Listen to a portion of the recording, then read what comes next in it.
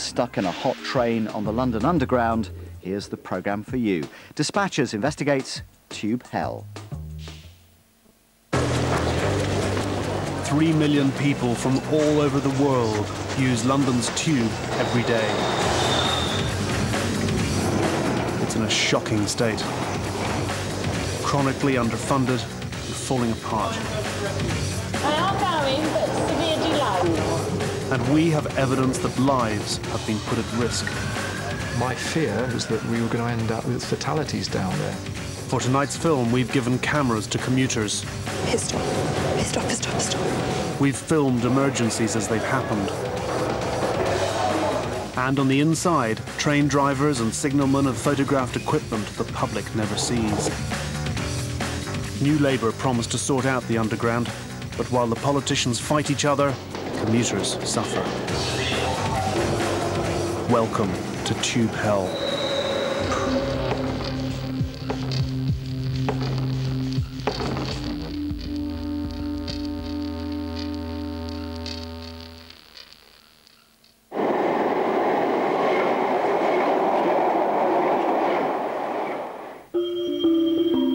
The 2nd of July, 2001. Heatwave summer. Temperatures in the 90s. Great for tourists in shorts and t-shirts. But on London's tube, commuters in the early morning crush were sweltering.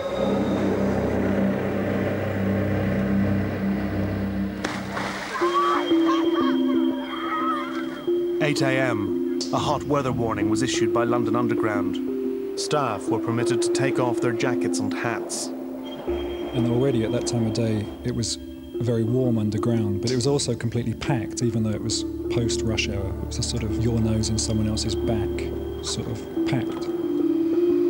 At 9:27, an overcrowded Victoria Line train was just leaving Highbury and Islington Station.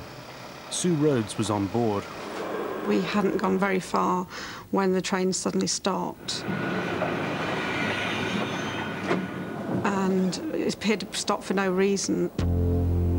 3 trains were backed up behind the one which had broken down. Ralph Hodgson was in the tunnel in train number 4. It stayed stopped, and it stayed stopped, and it just stayed stopped. 4,000 passengers in all became trapped, packed in like cattle.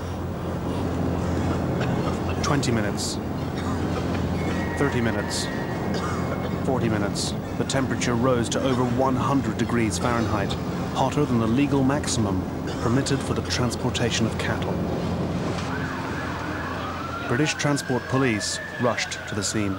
My colleagues and I were getting increasingly concerned because the clock was ticking and nobody was coming out. Inside the carriages, passengers were close to collapse. People were beginning to have asthma attacks, panic attacks, one or two almost fainted. The oxygen levels were clearly going to be running down. In addition, there are a lot of people with pre-existing medical conditions, with heart complaints, pregnancies. I was fighting a sense of panic on some level, because I really felt like the air was going to disappear. I had fears when I went down there of the awful incident at Dover where there were some 58 Chinese nationals who were suffocated in a container. At the back of my mind, I had this vision of what were we going to find. Passengers finally emerged after spending up to an hour and a half in the hot carriages. London Underground did offer compensation for this incident. A miserly £20 per person. Few passengers even bothered to claim. There was one man who, on this hot July day, dressed in a suit and a tie with his tie done up, reading the Times, and for the whole time that we were there, he carried on reading his newspaper. And that, I think, is what London Underground is relying on, this British stiff upper lip, so that they can go on not investing in the tube, and the tube can stop for an hour and a half, and we'll just carry on reading our papers and won't complain. More than 600 people were treated by paramedics at the scene, and at least 10 rushed to hospital. But the full truth as to how close this incident came to being a major catastrophe has never been revealed. London Underground did conduct their own internal investigation, but their findings have never been released either to the police or to the public. We've obtained a draft copy of this confidential report. It makes terrifying reading for any passengers who were on the train that broke down at Highbury and Islington. It says, had conditions been very slightly different, consequences could have been disastrous. This is what appears to have caused the first train to break down. London Underground investigators believe a safety device, which is used to open train doors in an emergency, was tampered with by a passenger. The train should have stopped on the platform, but the doors remained closed. The train pulled out of the station. The reason the doors didn't open was because of the sheer weight of passengers pressed up against them in the crowded carriage. When the train began to accelerate down the tunnel, everyone inside began to sway away from the doors with the motion of the train, and it was then that the doors opened. This automatically turned off the power and the train stopped. The London Underground report says it was just lucky that the passengers swayed away from the doors when they did. If the train had been allowed to reach full speed, the report says, then passengers could have been flung out into the tunnel. London Underground also investigated why passengers were left for 90 minutes in potentially life-threatening circumstances. They found that throughout the incident, drivers repeatedly told the control room that passengers were suffering badly, but that evacuation was still delayed. The report says the condition of the passengers was not prioritised. It catalogues a series of errors and delays in handling the crisis. It says it's very difficult to identify a person in charge or what strategies, if any, were being planned. London Underground has told us its managers are now being retrained in the procedures to handle such incidents. It says it does have an effective strategy in place to evacuate passengers. But the report reveals serious concerns about travelling on the tube. Safety experts say major accidents on railways are usually caused by a fatal combination of smaller incidents. A whole range of incidents could occur that initially appear to be unrelated but have a knock-on effect, because it's very easy for these situations to get out of control and you end up with not 4 or 5 little incidents but one major incident. On this occasion, it seems, passengers avoided death by sheer good luck. But we've obtained evidence of the number of more minor incidents happening all the time on the tube. These are the confidential daily records of London Underground's network control centre managers, recording everything from track fires and breakdowns to people getting stuck in lifts. Take, for example, the list of incidents on the 2nd of July, the same day as Highbury and Islington. Each incident on its own only caused a delay. Grouped together, though, they show the appalling state of the tube. Here are the highlights.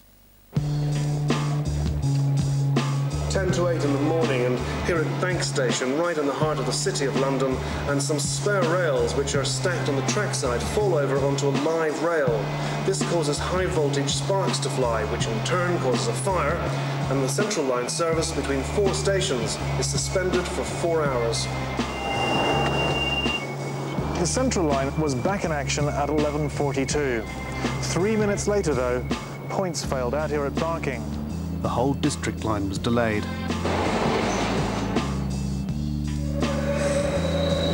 45 minutes after Highbury and Islington Station reopened, Oxford Circus Station, which is 4 stops down the Victoria Line, was closed due to a defective fire alarm system. There were 4 SPADs on Monday the 2nd of July.